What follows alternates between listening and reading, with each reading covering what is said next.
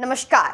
अगर आप भी उन लाखों लोगों में से हैं जिन्होंने हाल ही में नौकरी छोड़ी है या अपनी पुरानी कंपनी का पीएफ पैसा अभी तक नहीं निकाला है, तो ये खबर खास आपके लिए है।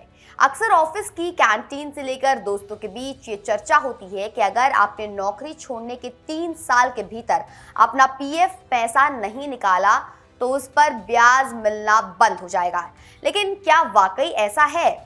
आज की इस ताज़ा रिपोर्ट के मुताबिक ये सिर्फ एक भ्रम है। आइए इस वीडियो में समझते हैं कि ईपीएफओ के नए नियम आपकी मेहनत की कमाई को लेकर क्या कहते हैं।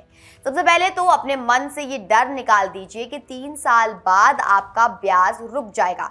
ईपीएफओ ने अब ये पूरी तरह साफ कर दिया है कि नौकरी छोड़ने के बाद भी आपके पीएफ खाते पर ब्याज मिलता रहेगा, चाहे आप उसमें नया पैसा जमा कर रहे हो या फिर नहीं।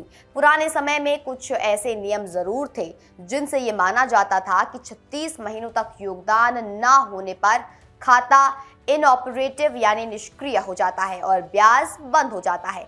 लेकिन अब नियम बदल चुके हैं।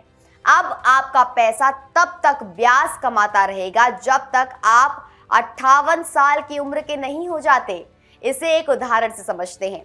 मान लीजिए आपने 40 साल की उम्र में अपनी नौकरी छोड़ दी और अपना पीएफ पैसा नहीं निकाला। अब चाहे 5 साल बीत जाए या 10 साल, जब तक आप 58 साल की उम्र की दहलीज को पार नहीं करते, आपके खाते में ईपीएफओ की घोषित दरों के हिसाब से जो ब्याज है वो जुड़ता रहेगा। जैसे ही आप 58 साल के होंगे, आपका खाता आधिकारिक तौर पर इनऑपरेटिव मान लिया जाएगा और उसके बाद उस पर ब्याज मिलना बंद होगा।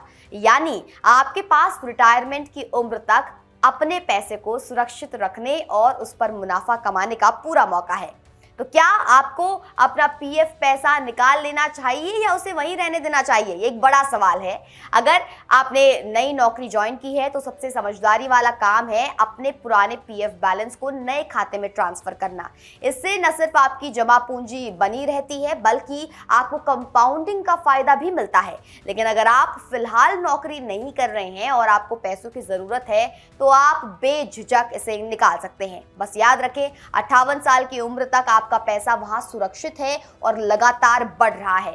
जाते जाते एक जरूरी बात, अपनी मेहनत की कमाई पर नजर रखें और समय समय पर अपना ई पासबुक चेक करते रहें। अफवाहों पर ध्यान न दें और सही जानकारी के साथ अपने भविष्य को सुरक्षित बनाएं।